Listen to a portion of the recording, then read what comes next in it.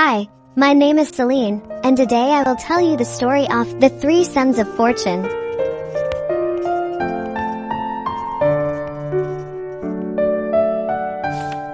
A father once called his 3 sons before him, and he gave to the first a cock, to the second a scythe, and the third a cat. "I am already aged," said he. "My death is nigh, and I have wished to take thought for you before my end. Money I have not, and what I now give you seems of little worth, but all depends on your making sensible use of it. Only seek out a country where such things are still unknown, and your fortune is made." After the father's death, the eldest went away with his cock, but wherever he came the cock was already known. In the towns he saw him from a long distance, sitting upon the steeples and turning round with the wind, and in the villages, he heard more than one crowing. No one would show any wonder at the creature, so that it did not look as if he... At last, however, it happened that he came to an island where the people knew nothing about cocks, and did not even understand how to divide their time. They certainly knew when it was morning or evening, but at night, if they did not sleep through it, not one of them knew how to find out the time. "Look," said he, "what a proud creature. It has a ruby red crown upon its head, and wears spurs like a knight. It calls you 3 times during the night, at fixed hours, and when it calls for the last time, the sun soon rises. But if it crows by broad daylight, take notice, for there will certainly be a change of weather." The people were well pleased. For a whole night, they did not sleep, and listened with great delight as the cock at 2, 4, and 6 o'clock, loudly and proclaimed the time. They asked if the creature was for sale, and how much he wanted for it. "About as much gold as an ass can carry," answered he. "A minimal price for such a precious creature."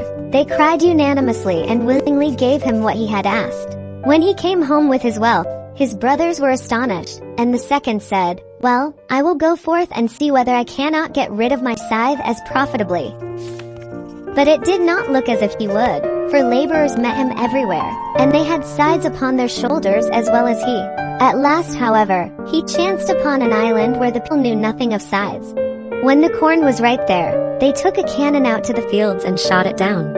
Now this was rather an uncertain affair. Many shot right over it, others hit the ears instead of the stems, and shot them away, whereby much was lost. And besides all this, it made a terrible noise. So the man set to work and mowed it down so quickly that the people opened their mouths with astonishment. They agreed to give him what he wanted for the scythe, and he received a horse laden with as much gold as it could carry.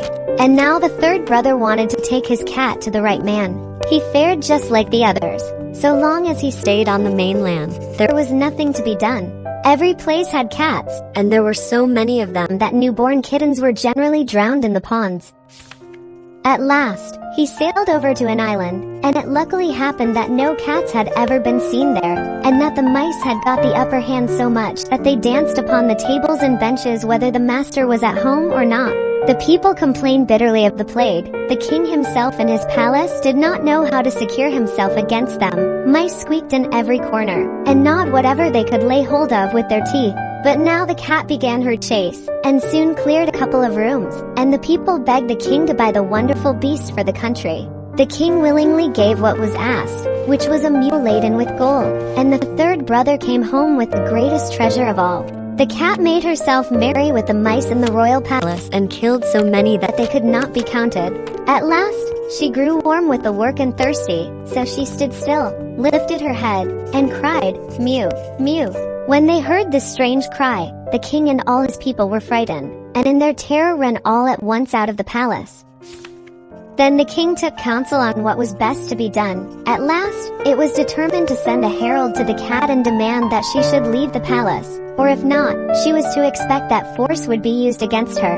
The counselors said, "Rather will we let ourselves be plagued with the mice, for to that misfortune we are accustomed, than give up our lives to such a monster as this." A noble youth, therefore, was sent to ask the cat whether she would peaceably quit the castle.